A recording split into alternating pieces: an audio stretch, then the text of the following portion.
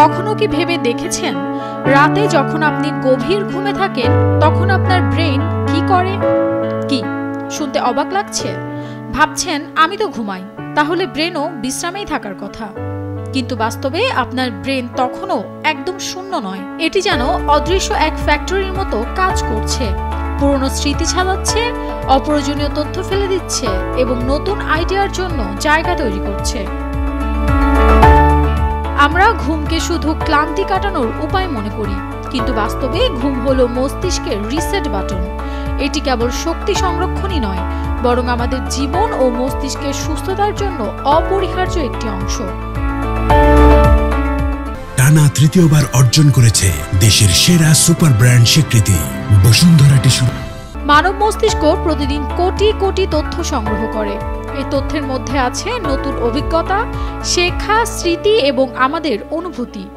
ঘুম আমাদের মস্তিষ্ককে এই বিশাল তথ্যের মাঝে অগ্রাধিকার ঠিক করতে সাহায্য করে।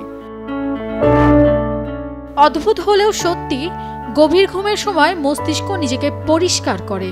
গ্লিমফ্যাটিক সিস্টেম নামে পরিচিত এই প্রক্রিয়ায় কোষের মধ্যে জমে থাকা বজ্র ধুয়ে বের হয়, যা মস্তিষ্ককে স্বাস্থ্যবান রাখার একটি গুরুত্বপূর্ণ ধাপ। এছাড়া ঘুমের আরেকটি গুরুত্বপূর্ণ কাজ হলো শারীরিক পুনরুত্থান। আমাদের দেহের কোষ এবং টিস্যু ঘুমের সময় নতুন করে তৈরি হয়। এছাড়াও হরমোন নিঃসরণ নিয়ন্ত্রণও ঘুমের উপর নির্ভরশীল।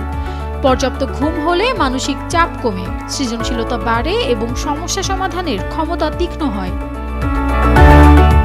গবেষণা বলছে যারা পর্যাপ্ত ঘুমায় তারা নতুন চিন্তা ও সমস্যা সমাধানে দ্রুত এবং কার্যকর হয়। এছাড়াও ঘুমের সময় মস্তিষ্কের বিভিন্ন অংশ সংযোগ স্থাপন করে নতুন ধারণা তৈরি করে। ফলে ঘুম শুধু বিশ্রাম নয়, বরং মস্তিষ্কের সক্রিয় পুনর্গঠন এবং সৃজনশীলতারও একটি বড় সুযোগ।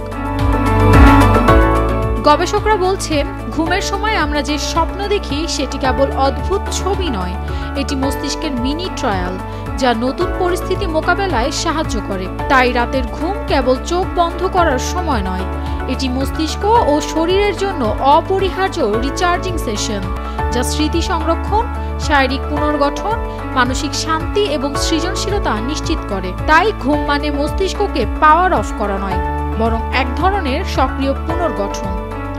Nafisa Tasnim Ridhika, daily sound.